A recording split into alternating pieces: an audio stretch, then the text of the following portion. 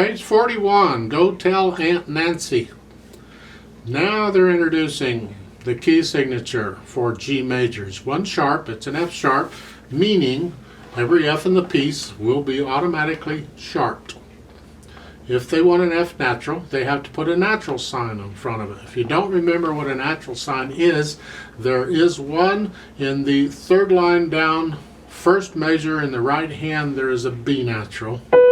See, because they had a B flat for the half note, and then a B flat, B natural. So that little thing, that incomplete hashtag thing, that whatever it is, that's the natural sign. If they want an F natural, they'd have to put that in front of the F.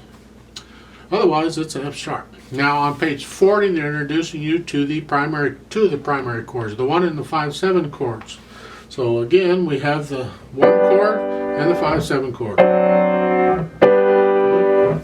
It's really a good idea for you to know those chords. Just know them. Just somebody said, "What's the 1 chord in G major?" You could play it.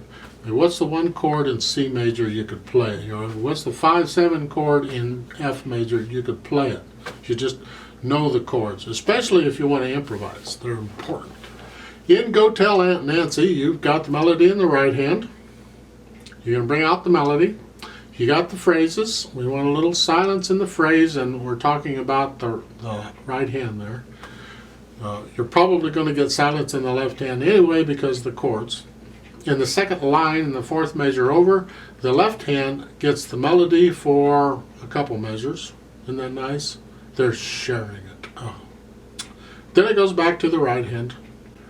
This isn't exactly a nice clean 5-finger position here, okay? I mean, we got out of the 5-finger position, which means you have 5 fingers and each one gets its own key. We got out of that when we did 5/7 chords, because on the 5/7 chord, that you got one note that's not in that position. The bottom note has to go down one. That's not in that position. Well, in this piece, we're getting out of it a little more, because if you look at the 3rd line down, first measure in the right hand, it's in this G position is here. They want you to play the B flat with your 2nd finger, so you're going to move your 2nd finger up. You're thinking, why don't I play the B flat with the 3rd finger? And the reason is because you need the 3rd finger for what's coming up afterward. A lot of times when we finger things in piano, we finger them in a way that it puts us in position to play notes afterward. You know, what's coming.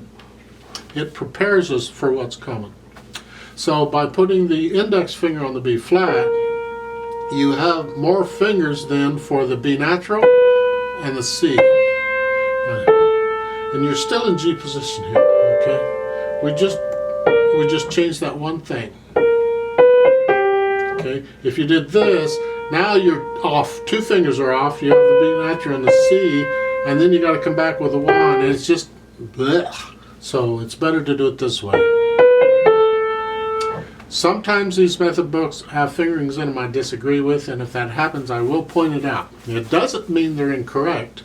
It simply means there's sometimes more than one way to finger something. Remember all the ties, okay? For instance, the first 2 measures in the left hand, that's tied. So you're going to hold that chord down for 8 counts. Don't play it again on the 2nd measure. Just hold it, and there's ties all over the place. So make sure you get all the ties in. And just in case you're getting confused on slurs and ties, all right? A tie is between 2 notes, not the same pitch. Slur is more notes, or a phrase is more notes. Look at the 2nd measure in the right hand. You have 2 G's, but that curved line, if it were only the 2 G's, then yes, they'd be tied together. But it isn't. It goes clear to the 1st measure. It's more notes, right? So that's not a tie, so you play both G's, right? There's a difference here. You'll get it eventually, I know you will.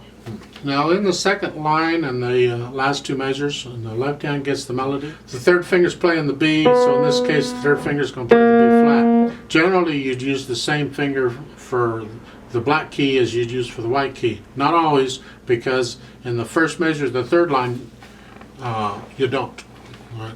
But in those last 2 measures of the 2nd line, when you're saying goodbye, dear Goosey, to your Goosey, Well, if you have to say goodbye to your goosey, I guess the goose died. Yeah, the old gray goose is dead. Goodbye, dear goosey. They called it goosey? Anyway, now I'm off. I have no idea what's going on. Let's go on. It's a 4/4 time, so I'm going to give us 4 counts. Let's play it together. Put your hands in G position. Right there. And we should be ready to go. 1, 2, ready, go.